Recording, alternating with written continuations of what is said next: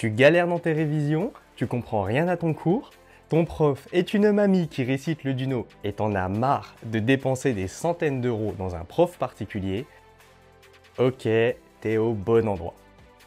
Salut, moi je m'appelle Nat et j'ai été dans le même cas que toi pour passer mes diplômes.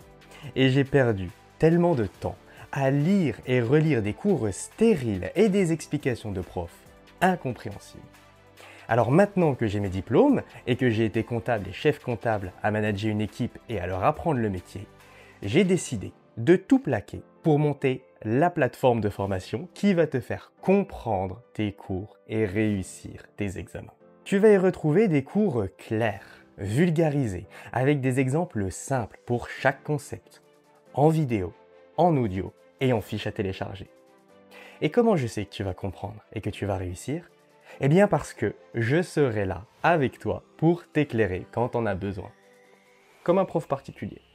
On peut même corriger tes exercices ensemble. Sauf que là, tu as un accès 24/24, 7 jours sur 7, à un contenu qui s'améliore sans cesse et qui s'adapte à toi. Un Duno, ça coûte combien ? 25 € et puis c'est périmé l'année suivante ? Et une école, c'est 6 000, 8 000, 10 000 euros à l'année pour que tu galères ? Allez, oublie tout ça, aujourd'hui j'ai une offre de lancement. 19,90 € pour un accès illimité à une formation qui est à jour, qui te sort de la galère et qui te fait gagner du temps pour que tu puisses vraiment te préparer à l'examen. Et si t'es quand même pas satisfait, ok, moi je te rembourse intégralement. Et je ne crois pas que le Duno ou que les écoles fassent ça. D'ailleurs, je vais même faire mieux. Je vais te donner gratuitement un de mes cours. Alors pour te donner un boost à tes études et réussir ton UE du premier coup, clique sur le premier lien en description et on se retrouve sur la formation.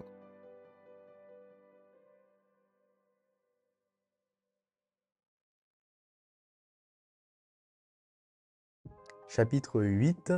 Les voies de recours. Si t'es pas d'accord avec la décision du juge, tu as deux moyens de la contester. Premier moyen, tu interjectes appel. Ça veut dire que tu fais appel. Faire appel, ça veut dire que tu demandes un nouveau jugement. On reprend l'affaire de zéro. Pendant ce temps, la condamnation elle est suspendue.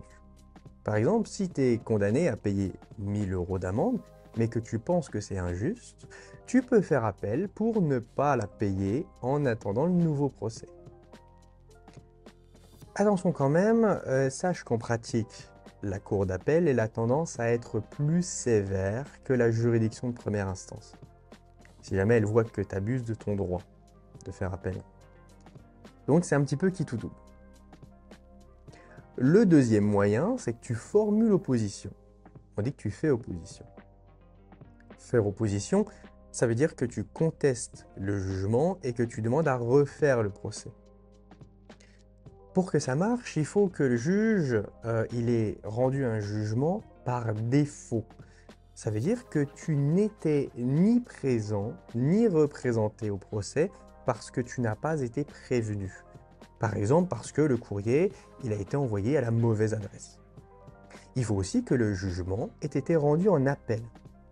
Tu dois donc faire appel avant de faire opposition. Et contrairement à l'appel, la condamnation n'a pas d'effet...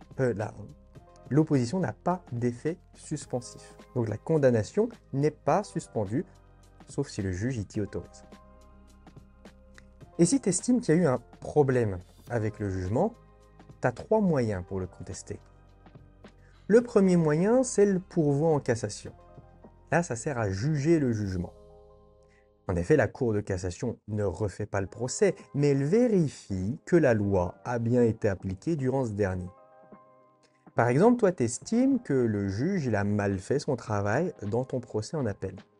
Eh bien, tu vas demander à la Cour de cassation de vérifier le jugement. La demande en révision, ça, c'est quand tu demandes à refaire le procès car il y a un problème avec le procès. Il y a plusieurs raisons pour demander la révision d'un procès. Tu as de nouveaux éléments pertinents et importants qui n'étaient pas connus avant. Le juge il a fait une erreur de droit. Il y a eu un vice de procédure ou tes droits fondamentaux ont été violés. Le troisième moyen, c'est la saisie de la Cour européenne des droits de l'homme. Si tu estimes qu'un de tes droits de l'homme et des libertés fondamentales a été violé, tu saisis la Cour européenne des droits de l'homme pour faire valoir tes droits. Pour ça, il faut que tu aies déjà épuisé toutes les autres voies de recours. Donc ça fait 5 recours au maximum. Alors, évidemment, il faut une raison valable pour les activer, parce qu'elles sont toutes différentes. Mais ça te permet quand même de réduire au maximum les erreurs de jugement.